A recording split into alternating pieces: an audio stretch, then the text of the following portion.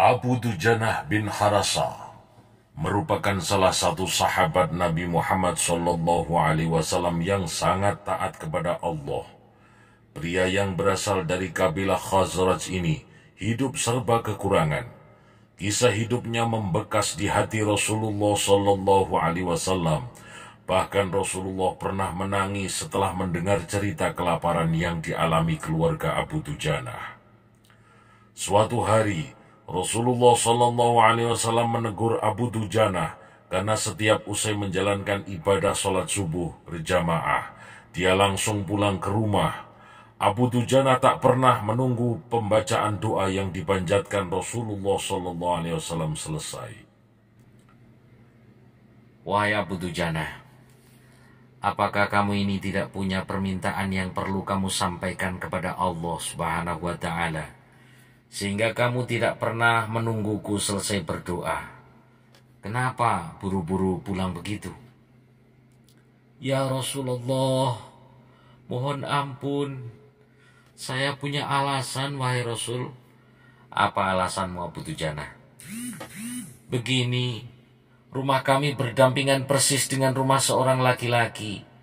Nah, di pekarangan rumah milik tetangga kami ini terdapat satu pohon kurma menjulang, dahannya menjuntai ke rumah kami. Setiap kali ada angin bertiup di malam hari, kurma-kurma tetangga kami itu saling berjatuhan mendarat di rumah kami.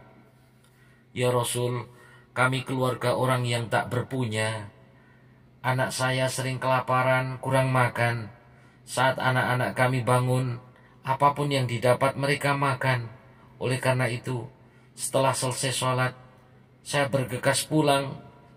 Sebelum anak-anak saya tersebut terbangun dari tidurnya, saya kumpulkan kurma-kurma milik tetangga kami tersebut yang berceceran di rumah.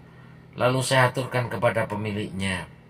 Suatu saat, saya terlambat pulang ke rumah. Anak saya terbangun dan menemukan kurma tetangga yang jatuh dari pohonnya. Tak menunggu lama, anak saya langsung memakan kurma tersebut. Mata kepala saya menyaksikan sendiri, wahai Rasul. Tampak ia sedang mengunyah kurma basah di dalam mulutnya. Ia habis memungut kurma yang telah jatuh di rumah kami semalam. Mengetahui itu, lalu jari-jari tangan saya masukkan ke mulut anak saya. Kami keluarkan apapun yang ada di sana. Abu Dujanah tak pernah membiarkan anaknya memakan kurma milik orang lain. Dia tak ingin makanan haram itu menyebabkan keluarganya mendapatkan siksaan pedih di akhirat kelak.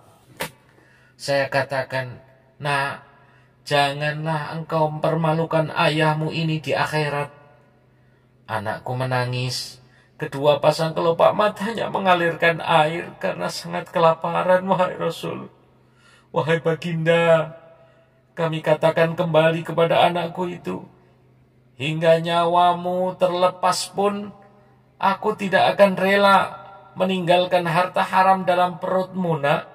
Seluruh isi perut yang haram itu akan aku keluarkan dan akan aku kembalikan bersama kurma-kurma yang lain kepada pemiliknya yang berhak. Pandangan mata Rasulullah SAW langsung berkaca-kaca mendengar pengakuan Abu Dujanah. Butiran air mata yang mulia berderai begitu deras. Rasulullah mulai mencari tahu siapa sebenarnya pemilik pohon kurma yang dimaksud Abu Dujanah. Abu Dujanah pun menjelaskan, pohon kurma tersebut milik seorang laki-laki munafik. Tanpa basa-basi, baginda Nabi SAW mengundang pemilik kurma tersebut. Rasulullah menawar pohon kurma dengan harga yang sangat tinggi. Bisa tidak jika aku minta kamu menjual pohon kurma yang kamu miliki ini? Aku akan membelinya dengan 10 kali lipat dari pohon kurma itu sendiri. Pohonnya terbuat dari batu zamrud berwarna biru, disirami dengan emas merah, tangkainya dari mutiara putih. Di situ tersedia bidadari-bidadari yang cantik jelita sesuai dengan hitungan pohon kurma yang ada. Pria munafik itu lantas menjawab dengan tegas, Saya tak pernah berdagang dengan memakai sistem jatuh tempo. Saya tidak mau menjual apapun kecuali dengan uang kontan. dan tidak pakai janji kapan-kapan. Tiba-tiba Abu Bakar As-Siddiq datang. Ia menegaskan langsung melunasi pembayaran pohon kurma tersebut. Ya sudah, aku beli dengan 10 kali lipat dari tumbuhan kurma milik Pak Fulan. Pria munafik terlihat sangat kegirangan. Dia akhirnya menyerahkan pohon kurma secara simbolis kepada Abu Bakar radhiyallahu an. Selanjutnya Abu Bakar menyerahkan pohon kurma kepada Abu Dujana.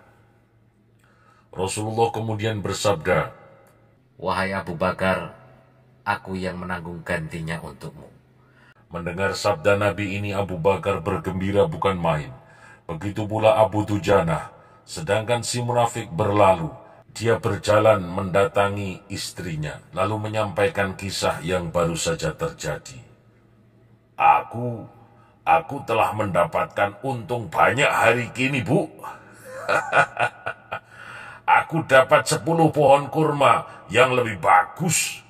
Padahal kurma yang aku jual itu masih tetap berada di pekarangan kita. Aku tetap yang akan memakainya lebih dahulu dan buah-buahnya pun tidak akan pernah aku berikan kepada tetangga kita si Abu Dujana. Malamnya si munafik tertidur pulas. Keesokan harinya dia bangun dan dia melihat pohon kurma sudah pindah posisi. Kini berdiri di atas tanah milik Abu Dujana. Seolah-olah tak pernah sekalipun tampak pohon tersebut tumbuh di atas tanah si munafik. Tempat asal pohon itu tumbuh rata dengan tanah. Dia keheranan tiada tara.